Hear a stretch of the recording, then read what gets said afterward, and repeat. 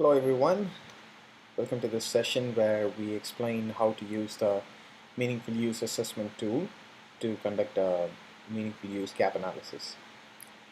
Now this tool is basically an Excel sheet which you could carry to practices and perform customized analysis and then give the Excel sheet to the practice so that they can continue using the sheet for future assessments. This is basically a tool that was put together with the help of the Office of National Coordinator and a few other regional extension centers and our own meaningful use team at NJ High Tech.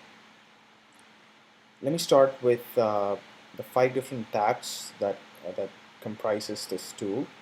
The first tab is the Objectives Assessment tool, on which the assessment actually happens.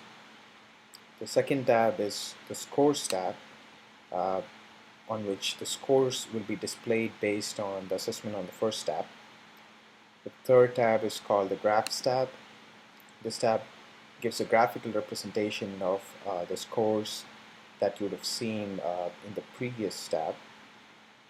The fourth tab is the Objectives Reference tab, which I believe is the most important tab in this tool. This tab explains all the meaningful use measures to the most level of detail.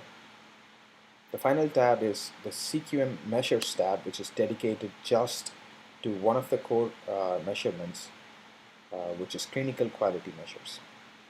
So this has all the 44 clinical quality measures, which can serve you as a guide when it comes to choosing the 6 clinical quality measures that the eligible professional has to report for one of the core criteria in meaningful use. So let me get back to the Objectives Assessment tab. So we'll start with a sample assessment. Now, we usually start by customizing this sheet for a particular practice.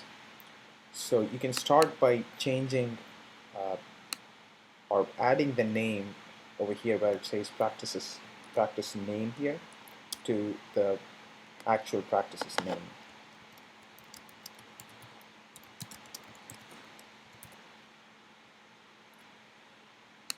Now, the first step in starting the assessment is to insert the date here where it says the initial assessment. So this will be the actual date of the first assessment. So let me go ahead and add a sample date.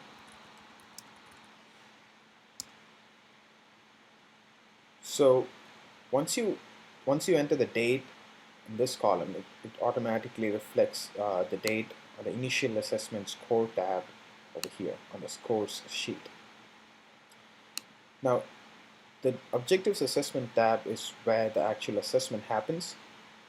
So this is the tab you can use to document where the eligible professional is in achieving each of these meaningful use criteria.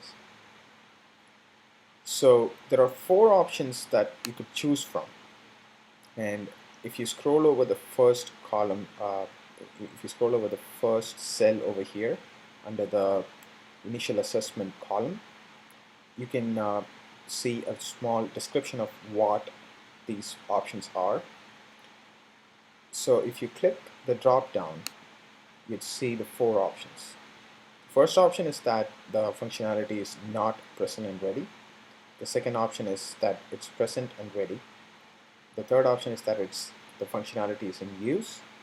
The final one is in use and documented.